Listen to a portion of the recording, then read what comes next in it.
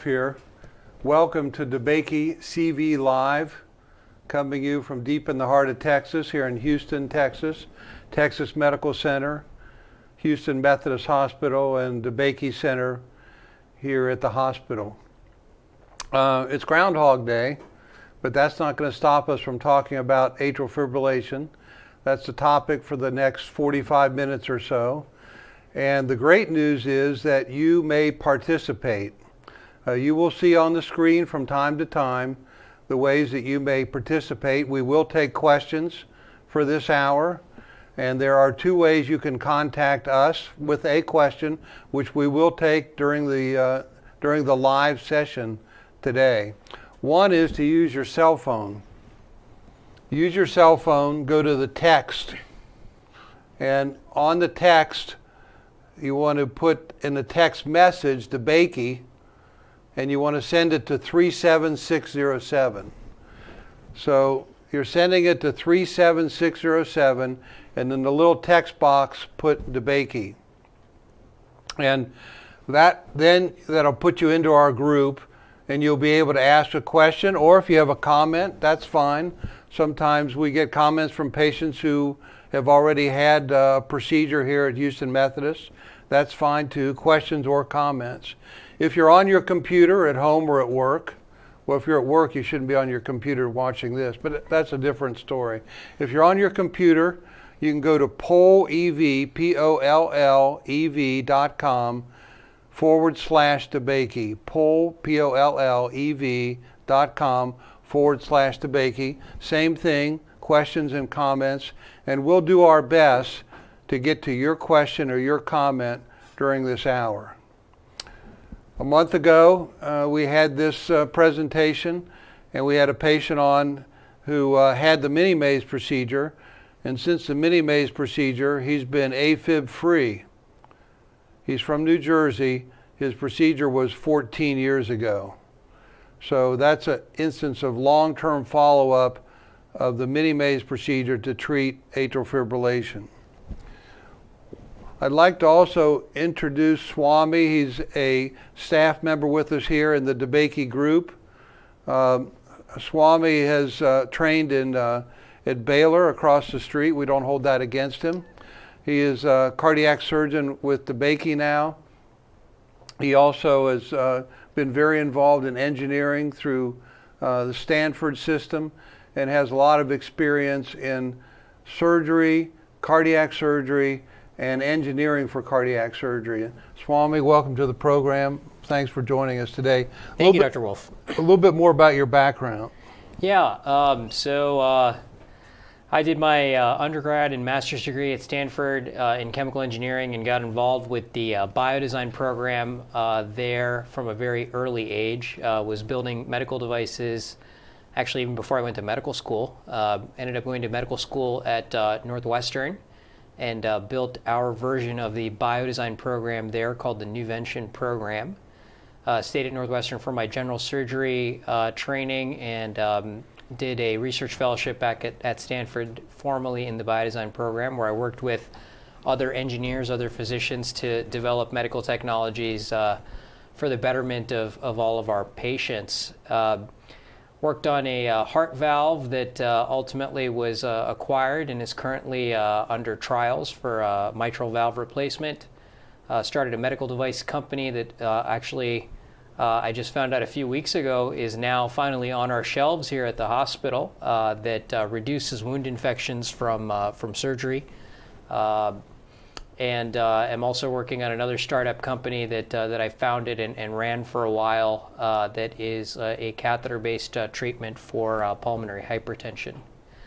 And I guess most recently, before I forget, a group of students and I and engineers wanted to address some of the issues of the COVID pandemic, and we built a open source do-it-yourself ventilator to address the acute shortages to make sure that no patient would ever have to go without a ventilator.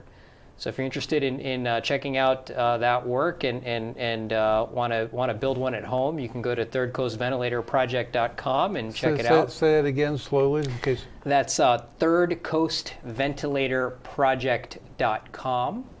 and you can see all of our work there. And I'm here as a junior staff member working with Dr. Wolf and all of our esteemed surgical colleagues here in the cardiac surgery department, and have been apprenticing with Dr. Wolf now for about a year and a half or so, learning the intricacies of the mini-Maze procedure and its tremendous impact on atrial fibrillation. So thank you very much for having me, and we look forward to all of your questions. Another project that you recently started, again with the medical students, is follow-up on the mini-Maze. That's and right. You want to say a few words about that?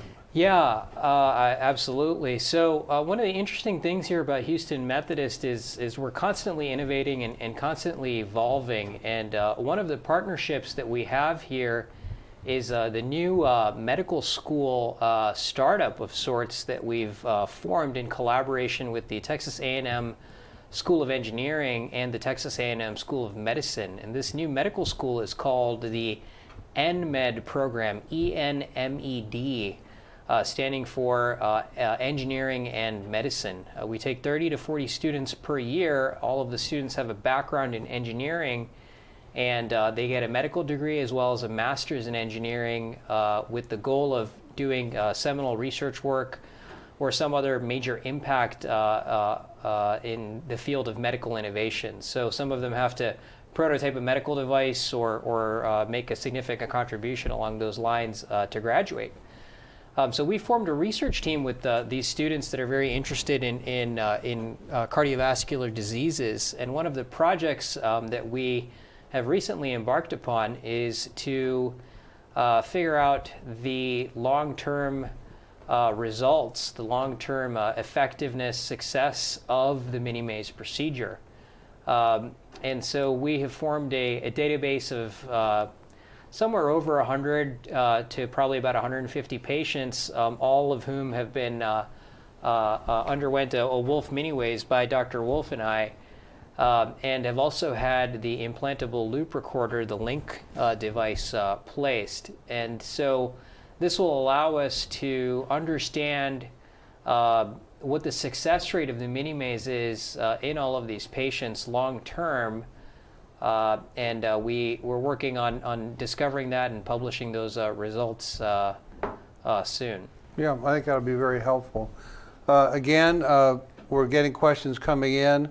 You can use your phone. You can go to your text box, and you send it to 37607. In the text box, you put DeBakey, DEBAKEY, and then that pushes into our group. You can send us a question, or on your computer, pollev.com/DeBakey. And we're going to talk about I got a little teaser for you. I have to tell you this. On the blogs, there's been a lot of talk about migraines after a catheter ablation. And somehow it got out there that was maybe because during a catheter ablation, a hole was made between the right atrium and the left atrium. That hole may stay open for a period of time, and that might cause some different pressures and cause migraine headache. Swami and I were talking about that before we went on. That's pretty much been debunked. But there is a good reason for migraine headaches after a catheter ablation, and stay tuned because I want to talk about that. There's a lot of literature on this, and I want to bring you up to date on it. Before I do that, let's take the first question just to get started. The question comes from Alan N., and it states, is the mini-Maze possible if you have had in-contact convergent procedure? The answer is yes, but I think the audience deserves a little bit explanation. And if we go, Mr. Producer, if we can go to the computer, I have a video pulled up of the convergent procedure. Now, it was in contact. In contact was purchased by AtriCure, and it's called the convergent procedure now. So now here, this is a cartoon, and let's see if it'll play here. The convergent procedure it has both a catheter-based part and a surgical part. And the surgical part is usually performed first through a scope that's put below the chest. So right below the chest, a big port is put in. A catheter is then put in through that and essentially burning the back of the left atrium with multiple burns. And this supposedly is to decrease any electrical activity on the back of the left atrium. I have a couple issues with that. One is it destroys a lot of tissue. Once atrial tissue is destroyed, that's it. It doesn't come back. You've lost it for the rest of your life. And this destroys a pretty large area. Why is it done? Well, as you may know, with catheter ablation, one of the most devastating complications is a hole between the back of the heart and the esophagus, because the esophagus runs right next to the back of the heart in one particular area. If that occurs, if a hole occurs between the back of the heart where the catheter ablation is burning and the esophagus, that is a very lethal problem, a complication with a mortality rate of 60% or greater in the best of hands. So the idea was that the surgeon could burn the back of the heart, and then the electrophysiologist would go in, as you see depicted here in this part of the cartoon, and burn with a typical catheter ablation areas outside where the surgeon had burned on the back of the heart, so the electrophysiologist does not have to burn next to the esophagus, which is the white area here on the screen, right in this area here. So this is where the convergent part is done, and then the catheter ablation is done in areas outside of that. What are the issues with that? Well, first of all, if you're calling me to see if a mini Mage could be done after a convergent procedure, it probably didn't work. And the reason it probably didn't work is because when you're dependent upon catheter ablation, it's very difficult to get a transmural lesion. In other words, a line that's all the way through the heart. A lot of tissue is burned, a lot of tissue is destroyed.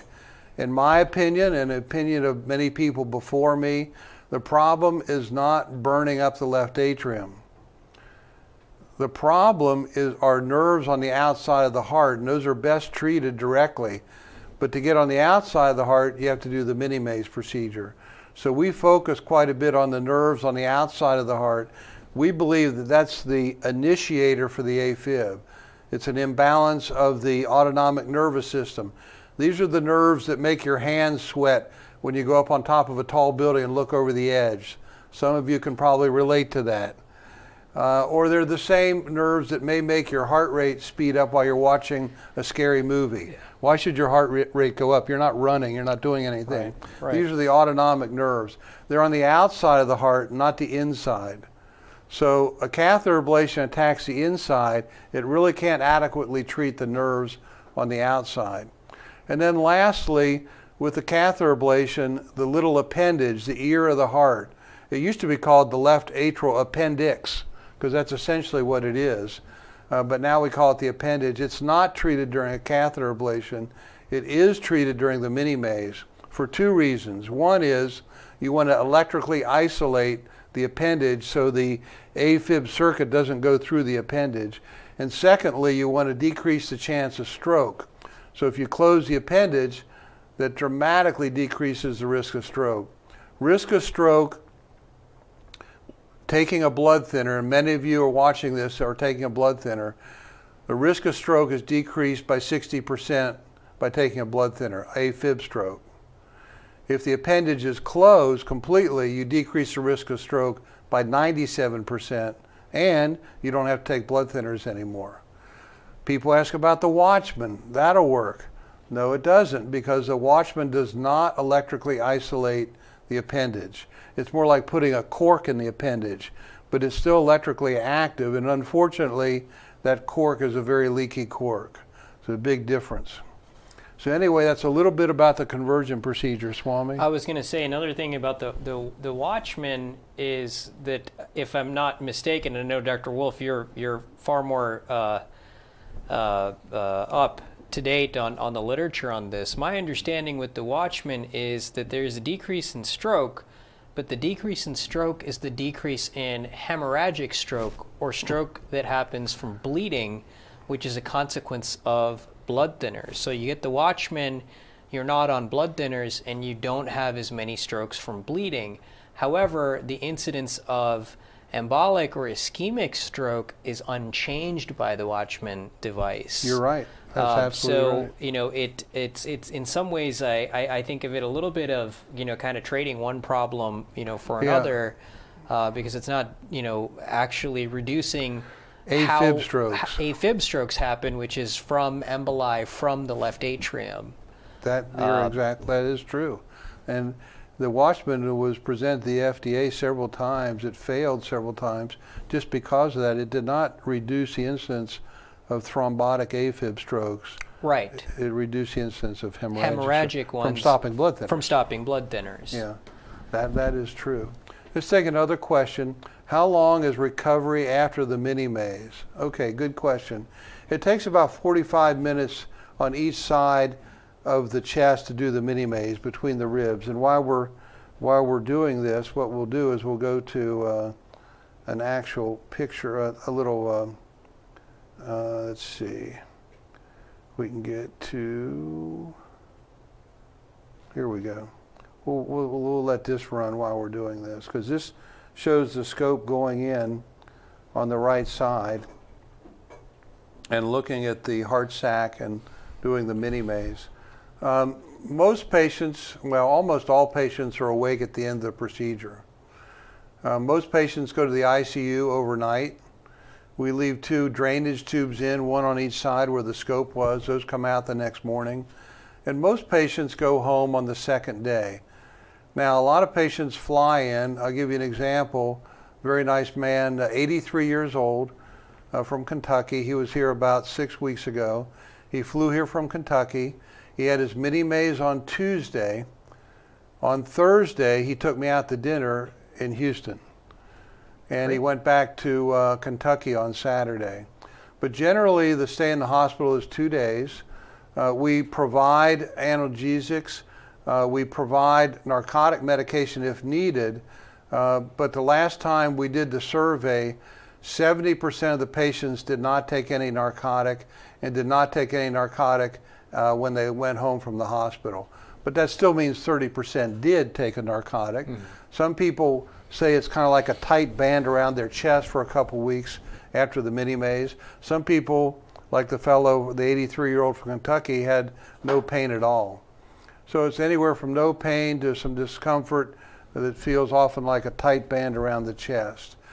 There are no restrictions for going back to work, although I tell people, depends on what type of work you do. If you have a sedentary job, you can go back in a week or two, but I try to get people to take a couple weeks off.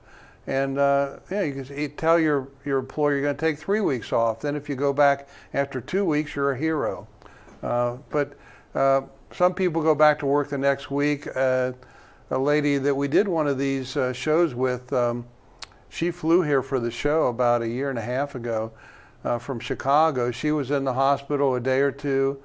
She flew back to Chicago 5 days after the procedure, drove herself home from the airport and went to work the next day. But I think you should take a couple weeks off. There's no restriction on driving. There's no restriction on activities. So this is not like open heart surgery. These incisions are not big enough to put a hand inside the body, so they're very well tolerated. Now, we'll take more questions. We got room for some more questions. Again, you can text us. You go on your phone, and you want to text to what is it? 37607. Sorry, 37607, and in the little text box, put DeBakey, and you'll join us here. I'll take one more question, then I really want to focus on this question about the migraines after a catheter ablation, because I think we have the answer for you for that. And that's what you want from these webcasts. You want answers. We want to stamp out disease, and we want to answer your questions. Here's another question. If I already have all the necessary tests completed to qualify, how quickly can I schedule my surgery?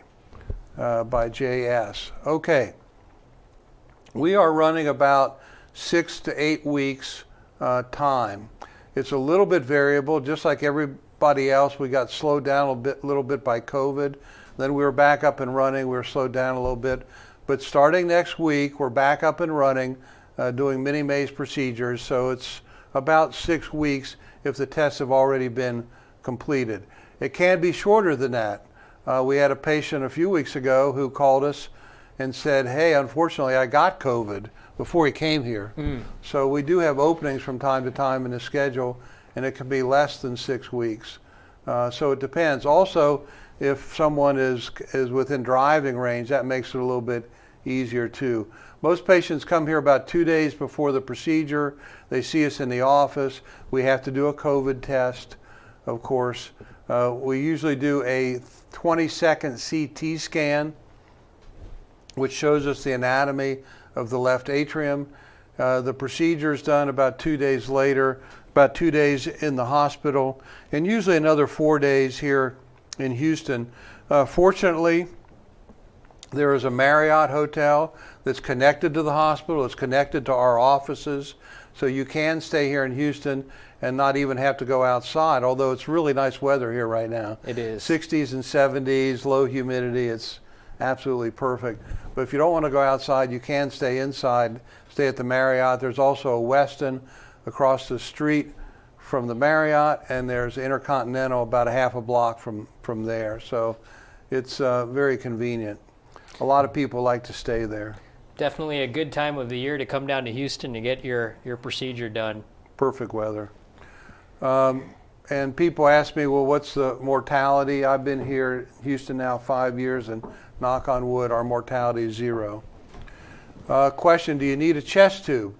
I do put a chest tube on each side. I do that out of habit and in an abundance of caution.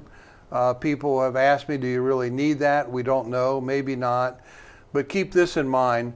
The chest tube is put in where the scope was. Right. The scope is a 10 millimeter scope, so it's 1 centimeter. It's not very big. The chest tube is smaller than that. So the chest tube just slides in and out through where the scope was. People are concerned about it, but they're totally relieved when we take out the chest tube and they go, I didn't even feel that. Not at all. So I still use a chest tube on each side until the next morning. Can you do this with a pacemaker present is the next question. The answer is yes. In fact, it's kind of nice with a pacemaker in because we don't have to worry about a low heart rate after the mini Maze. It's very nice. It does not interfere with the placement of the clamps or closing the appendage at all. It's no problem having a pacemaker. Now we'll take a little break from the questions and get into this thing that we've heard about, migraine headaches after catheter ablation. Yeah. I don't think it has anything to do with a hole being placed in the atrium, this atrial septum, between the right and the left atrium.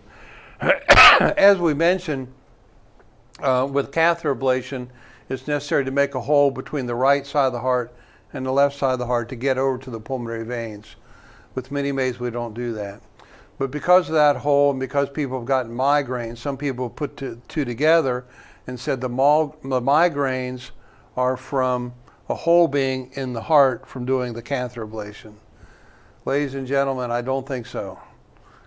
But what we do have a lot of information is about emboli that go to the brain during catheter ablation. Now, what are we talking about? When the inside of the heart is burned with a catheter or frozen with a catheter, an eschar is formed. What is an eschar? It's a scab. If you've ever cut your finger, you get a little, I got one right here, it's pretty small, you probably can't see it, but it's a little scab. That can form on the inside of the heart as well. It's a scab at the time that the catheter ablation is performed. With a catheter ablation, the tissue either has to be heated up or it has to be frozen. Yeah. Both can cause ice or a scab. That scab can break off. Where does it go if it breaks off? It goes into the left ventricle and out of the heart. It goes into the aorta. The first 3 branches off the aorta have to do with going to the brain. Most of the posterior, the vertebral arteries don't play a big part, but the carotid arteries play a huge role and the blood going to the brain. So if a little piece of scab falls off the inside of the heart during a catheter ablation, it'll be ejected from the heart and almost always go up into the carotid arteries into the brain. Well, it turns out there's a way to measure any little pieces of stuff that go into the brain from the heart. And this is called Transcranial Doppler. The name's not important. It's shortened for TCD. But what it is it's an ultrasound that's placed here that can see one of the arteries in the brain called the middle cerebral artery. It's very sensitive, and it will see any little piece of air or particulate matter that goes into the blood and goes up to the brain. So now it's possible when a patient is having a catheter ablation or a surgery or a TAVR to put this device here. It's non-invasive. It's ultrasound, like a sonar. It's ultrasound. It's put right here on the temples, and it can see the vessels in the brain. So some studies have been done, and investigators have looked at, are there any pieces of material that go into the brain, either gaseous or particulate, during a catheter ablation? And all of them have come up with about the same number, 2,000 to 4,000 pieces of stuff going into the brain during one catheter ablation. Now, you heard me right. I didn't say 1 or 2 or 2 or 4. 2,000 to 4,000 what they call hits. 2,000 to 4,000 hits per catheter ablation procedure. Now, I believe, using logic, that if some of that stuff goes into the frontal lobe of the brain, it could cause a migraine headache. Just wild guess, but I don't think it's wild. Now, there have also been a few studies, and the stack of studies on this is this thick, that where they did an MRI of the brain before the catheter ablation, did the catheter ablation, measured transcranial Doppler, and then did another MRI of the brain after the procedure. So MRI before, MRI after, and measuring any little pieces of stuff going to the brain during the procedure. They still found 2,000 to 4,000 little pieces of stuff going into the brain during a catheter ablation. And interestingly, they saw new lesions on the MRI of the brain after the procedure in 68% of the patients. So in the majority of patients, there were changes in the MRI of the brain before and after catheter ablation, which correlates with little pieces of particulate matter going into the brain during a catheter ablation. Take it one step further, and I know you're going to ask this question. We have a lot of very well-informed AFib patients out there who do their homework. Have you tried to do the transcranial Doppler during a mini maze? And do you get 2,000 to 4,000 hits during a mini maze? We did it here. We did several patients, and then we stopped. And the reason we stopped, because the number of hits was 0. So it was 0 to 1 with the mini maze versus 2,000 to 4,000 little pieces of stuff going into the brain with a catheter ablation.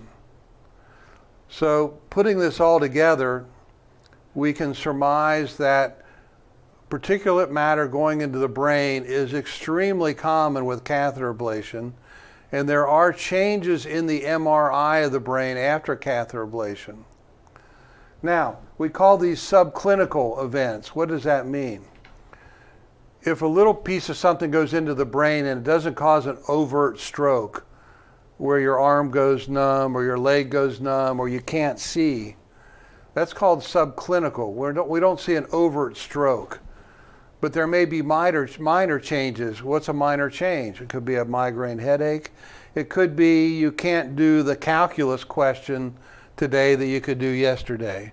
But as far as saying hi to your family and driving your car, you're okay.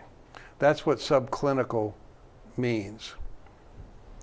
So Swami, your comments on this, I kind of went on a long rant there. Yeah, I mean, everything that you've mentioned, thus far, we have not seen, many significant hits at all, 0 to 1 hits when we're doing the mini-Maze procedure.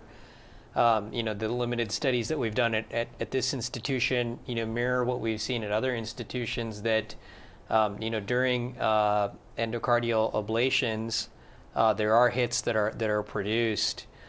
We see hits in other procedures that we do. One of the procedures that I do, quite often is the TAVR procedure to replace the aortic valve through a explain catheter. just in a sentence or two. It's a groin so approach, it's a groin approach, similar to what we do with the ablations, but we go backwards up the aorta and we place a stent inside the aortic valve, and that stent contains within it a artificial tissue valve. So it's a basically placing the stent inside that valve, stenting it open, and placing a new valve. So you're doing a lot of manipulation. A lot of manipulation, and we see hits that happen, from those little procedures, pieces of little particular pieces.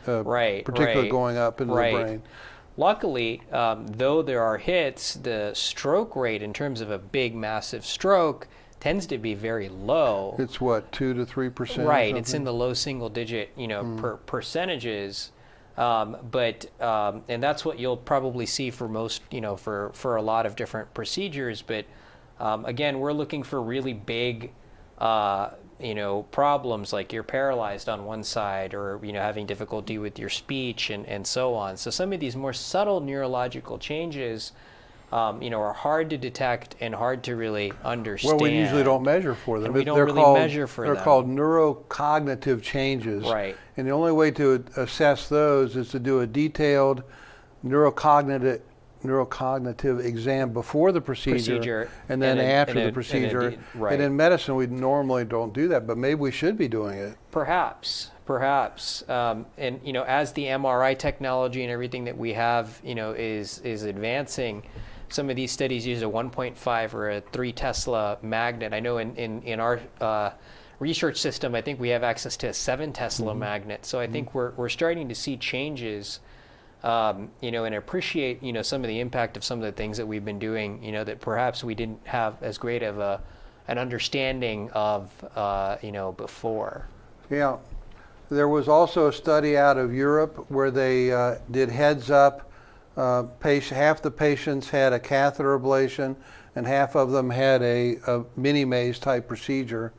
And they found the same thing with the catheter ablation, 2,000 to 4,000 hits or little pieces of stuff going into the brain during the catheter ablation. And on the mini-Maze side, it was 0 to 1 hit per case. So this has been reproduced in other places. It seems to be real, and I would suggest to you that maybe the incidence of something like a severe migraine may be related to little eschar or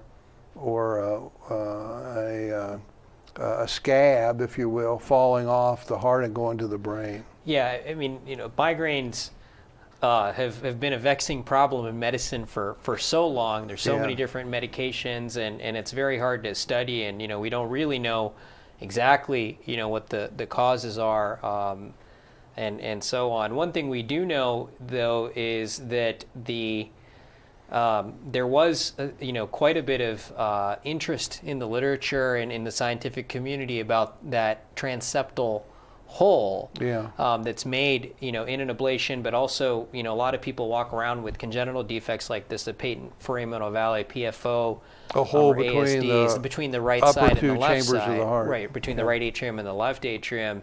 And there was a while there where there were quite a few medical device startup companies that were trying to use their devices to close this hole, saying that closing this hole might reduce migraines, that this is the cause of migraines. And unfortunately, for a lot of those companies, none of those studies really worked out. It didn't pan out. So it's very unlikely that this hole, is the culprit, for migraines. Big studies that have tried to prove that have not had that bear out. Let's go to our board, and Mr. Producer, should I start at the top or the bottom here? Okay. Can you scroll up a little bit? Yeah, okay. Okay, I'm in the middle of a hybrid mini maze. I had part 1 3 weeks ago, closed the LAA with AtriCure, left 2 pulmonary veins ablated. Next step is the EP will do the right side and clean up any areas of ablation. Question, my surgeon kept me on Eliquis after the surgery. He says 3 months afterwards. I was totally surprised by this. Can you comment? Well, it's a good question. In our practice, if the left atrial appendage is closed, I do not continue the blood thinner. We stop it before the procedure, of course, about 3 days before the procedure. We do not resume the blood thinner after closure of the left atrial appendage unless the patient's taking a blood thinner for another reason. But if the blood thinner was only for the prevention of AFib stroke, we stop it. So I'm not quite sure why they might be continuing it. I can tell you that very often if a patient is seen in the office of any practitioner and the practitioner hears they have AFib, they keep them on blood thinners until stated otherwise. So I think it's almost a knee-jerk reaction, but in my opinion, if the appendage is closed, then it's not necessary to stay on the blood thinner. Now, it is necessary to stay on the blood thinner after a catheter ablation, and this does include a catheter ablation, so maybe that's why. Dr. Wolf, my mini maze procedure was originally scheduled for January 26th and was canceled because of uptick in COVID cases in Houston. That is right, and as I mentioned, we're back up and running starting next week. I think we have 3 mini mazes on next week. So if you haven't called us in the last few weeks, please do and get back in the queue, although you should be called by Kimberly, my nurse. And I can give you her number, her direct number, in case any of you are in the same situation. It's Kimberly Martinez. This is the direct number to our office and to the RN who takes care of the AFib service. And her number is 713-441-9342. 713-441-9342. Another question. Dr. Wolf, since I had 3 failed ablations prior to you doing my mini maze, and given this new info on emboli, how do I know my brain is as healthy as my normally functioning heart? Yes. Well, I was afraid that question would come up. And I guess the best answer is to ask your husband. No, I'm just kidding you. We don't know. Again, the overt stroke rate after this is, after a catheter ablation, is low, but it can be said if you've had 3 ablations, you probably had 2 to 4 hits per ablation, so that's 6,000 to 8,000 hits with 3 ablations, which is a lot. We don't know. MRI is the only way we know anatomically, or pathologically, I should say. But clinically, we don't know. Occasionally, I had one a patient who was a physician.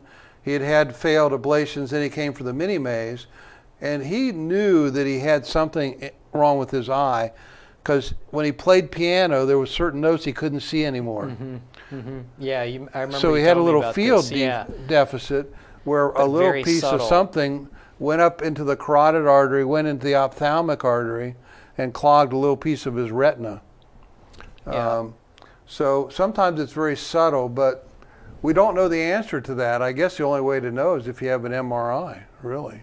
Yeah. And we don't know if it's permanent either. These MRI changes that I mentioned, right, are they transient, or do they create a scar, right, or an ischemic area that doesn't improve? We don't know. But the other thing we do know is that the brain is a very resilient organ. That's true. And patients, even patients that have had big strokes for other reasons, it's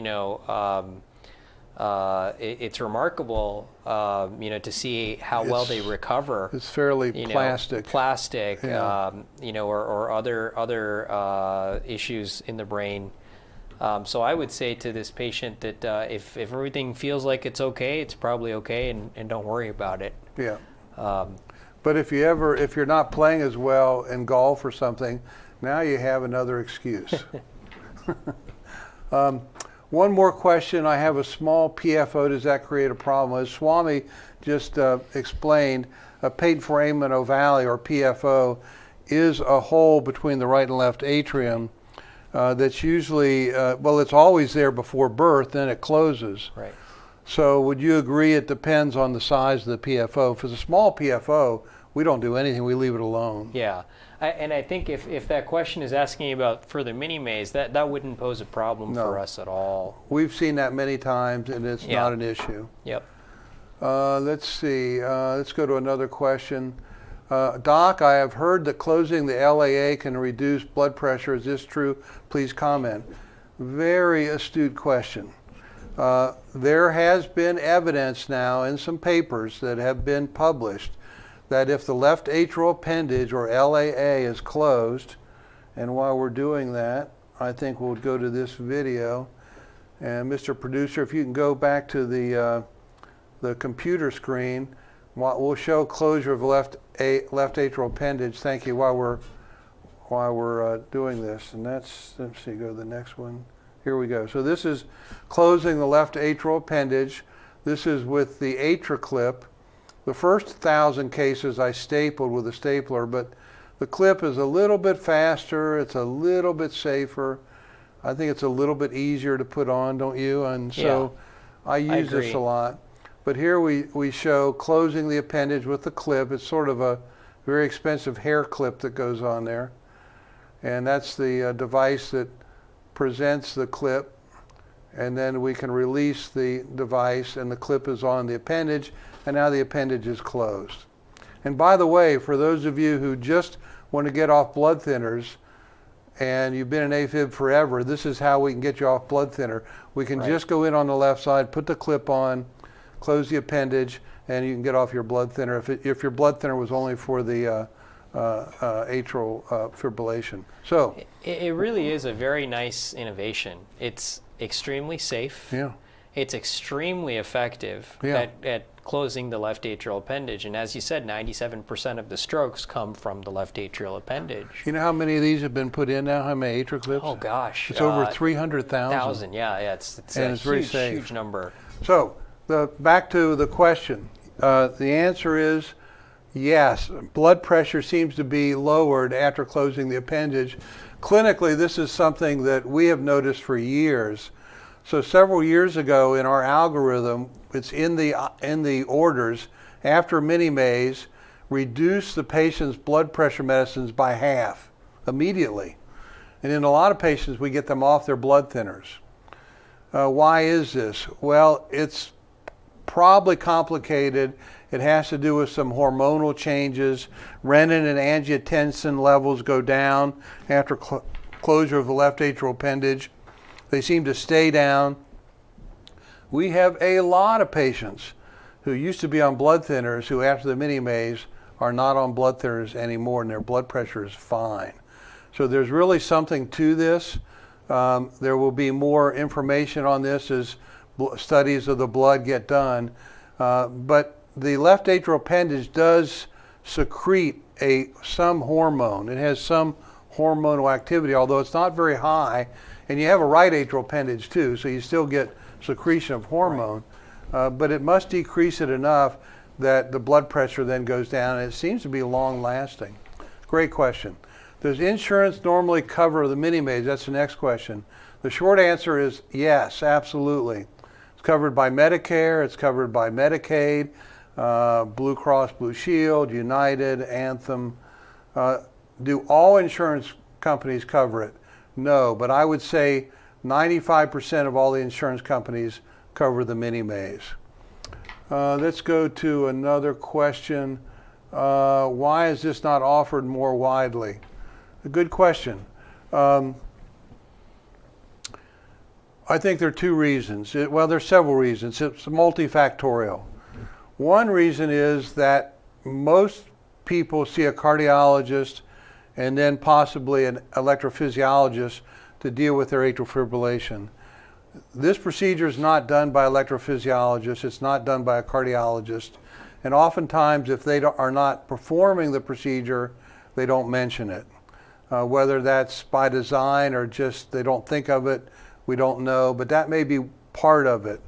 A second part of it is the procedure, I think, is very simple, but it doesn't mean it's easy. I mean, think about basketball. It's very simple. Take the ball, shoot it in the hoop. Stand wherever you want on the court, your choice. All you have to do is shoot it and get it into the hoop. Right. It's extremely simple, but Yeah. it's not easy. Right. You've got to be, especially if you want to play at the professional level, you've got to be a fantastic athlete, right? Right. And Absolutely. And you've been learning how to do this procedure. Does that seem like a reasonable analogy? It's simple, but doesn't mean it's easy. Yeah, I would agree with that. I don't think I'm quite at the level of playing in the National Basketball Association, but I think after 10 years of training in various types of general and cardiac surgery, I'm able to learn how to do the procedure and pick it up. Well, you have endoscopic skills too. And the endoscopic skills. And many right. heart surgeons who are mid-age or older, like me, were not trained in endoscopy. They're Right. not used to working on the body without putting their hands inside the body. Yeah. And it freaks them out. Yeah. And they don't want to do it. And then Yeah. to add another dimension, the heart is beating while you're doing it. Yeah. That freaks some people out. Right. So after you take all of these things together, Right. the number of people who do it well is not very many. Right. And I would add to that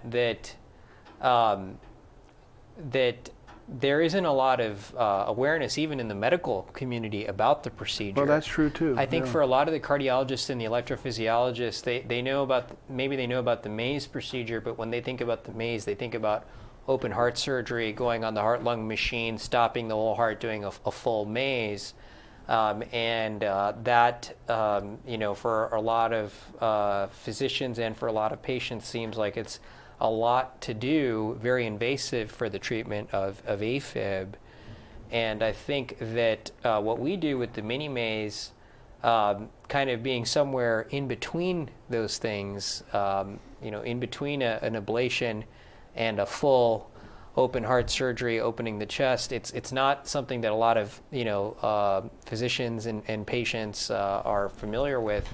Well, that's true. And I think so. There's an awareness, aspect of it as well. What I tell prospective patients is a catheter ablation is less invasive on the skin, but a catheter ablation is more invasive on the left atrium with a lot of burns as opposed to just a line and taking care of the nerves on the outside of the heart. We don't destroy left atrial tissue. The left atrial function after a mini Mage is normal. I don't think you can say that after a catheter ablation. Okay, let's run through some more questions here. Love your questions. Very educated audience. They ask really good questions. Yeah. Does the LAA die after it is clipped? Well, sort of. It kind of shrivels up into a little scar. And before the clip was ever used, a study was done in baboons where the clip was observed a couple months after it was put in, and it just kind of shrivels up into a little nub. Right. So it's very safe. Do you remove the appendage for genetic analysis? These are really good questions. Yeah. You guys have been doing your homework. I'm really impressed. With the clip, we don't remove it, but we take a little snip of the tip and we immediately freeze it in liquid nitrogen. So we clip it, and usually within 15 seconds, it's in liquid nitrogen. Right. And we've been saving these little snippets of tissue for further research because at some point it'd be very important to look at what type of AFib you have, how long you've had it, and does that correlate with changes in the structure of the appendage? Yeah. And in fact, that's probably another thing we ought to add to our research study. Oh, you should, because yeah. it reminds me that we have the tissue bank on all of those all of the patients that we've done too, to further understand the nuances here. Is there a point where the left atrium becomes fibrotic, in other words, so scarred that a Mage or a mini Mage won't work? Well, you could correlate that with what we see on these little snippets of tissue with how the patient did. Right. Right? Right, absolutely. Here's a more mundane question. Do you need a Foley? The answer is no, but we use a Foley in most patients and take it out the next morning, mainly for comfort, because most patients are sleepy after the procedure. They don't want to get out of bed. They kind of sleep the afternoon away if it's a morning case, and we leave the Foley in. There have been patients who've said, look, doc, it's hard to get a Foley in, or I've had prostate surgery. We just don't put it in. We avoid that. So we don't have to do it, but generally we do it. You mentioned that some folks need a catheter ablation after a mini-maze to fine-tune. Can you say more about this, DW from the Woodlands? Another excellent question. And I have a lot of experience with this over the last 16 years. And the answer is yes, you can. And the second answer is the results are phenomenal. I've been working here at Methodist with Dr. Fahed, Dr. Joe Fahed, who understands the mini-maze. He is an electrophysiologist. He's with my friend Dr. Nasser and their group here at Methodist. And he's batting 1,000. Every patient that I've sent to him, and every patient I've sent in the last 7 or 8 years that's had a follow-up catheter procedure to get areas outside where we do the mini-maze, is in sinus rhythm, including a gentleman in Florida who had ejection fraction of 15%.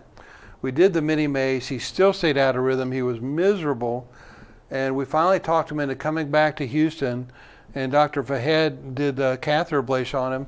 He's been in rhythm for 6 months. His ejection fraction's back to 40%. And he can't believe it. And he's off medicines. Fantastic. So the answer is yes. If for some reason there is still AFib 6 months to a year after the mini-maze, we can go back with a catheter ablation, find areas outside the mini-maze, treat those, and it's been extremely successful in maintaining sinus rhythm.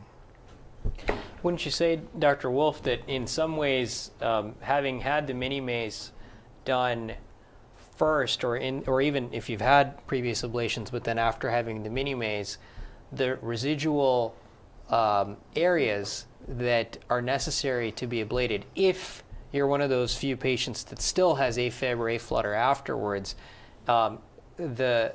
those are easier targets to go after if you're an electrophysiologist. The answer is yes, because generally the pulmonary veins are already isolated. Right. They don't have to go to the back of the heart where they don't like to go too much. And the answer is yes, the burden of what needs to be done is much smaller. Right. It doesn't mean it's still a tricky procedure for EP. It's not the easiest, but yes, it's a lower burden. It's not like shooting 10 3-pointers. Maybe it's like a couple of 4-foot bank shots or something like that. Right, that's right. Right. Do single-cell genomics, should do single-cell genomics on the tissue? Absolutely right, and that's what we want to do. And I've been talking with the people here at Methodist about that. We've identified some people we think can help us with that, because we do want to do that. It's not been done, and this is great tissue to do that on. It's a great idea. So in summary, what we've talked about so far, we kind of touched on the mini-maze. We touched on closure of the appendage. We touched on this issue of our headaches, or our migraine headaches specifically, related to a catheter ablation, hole in the heart. And we presented evidence that there's a good chance that any changes in the brain are due to emboli that leave the heart and go into the brain. You can look up Transcranial Doppler, or TCD, cross-reference that with catheter ablation or mini-maze, and you'll find a lot of manuscripts about that. We can talk about that again. We talked about MRIs being changed after a catheter ablation from this issue. So I think we touched on a lot of important areas. We tried to answer as many questions as we could. It's really been great to have you here to kind of bounce things off of. Yeah, it's fantastic. I want to thank you personally for your interest in taking care of AFib patients. They are the most grateful patients a physician could ever have. Because they want to get off blood thinners, they like to be in rhythm, and they want to stop worrying about having a stroke. So when you provide that for them, they are very grateful. Absolutely. I mean, our goal is to try to relieve suffering as a physician. Absolutely. And this is a prime example where we can do it. We're still evolving. We're still on a path. Yeah. And I want to thank you for all your work with the students and investigating this area of research. Yeah. Thank you. So Thank you on very behalf much. on Dr. Lumsden, our fearless leader here at DeBakey, DeBakey Heart and Vascular Center, and our producers here who do a fantastic job here in the studio, and our special guest Swami today, and to all of you who participated today and sent in questions, thank you. This will be available almost as soon as we're done, right? The answer is yes, and will they see it on Facebook if they want? So they should go to DeBakey CV Live, is that correct? DeBakey CV Live? DeBakey CV Education. DeBakey CV Education, if you'd like to look at this again, or if you missed most of it, or you'd like to send it to a friend, DeBakey CV Education, and put Mini Maze or Wolf or AFib, it'll probably come up, right? Okay. Thank you all. Happy Groundhog's Day, and let's go eat dinner. Take care.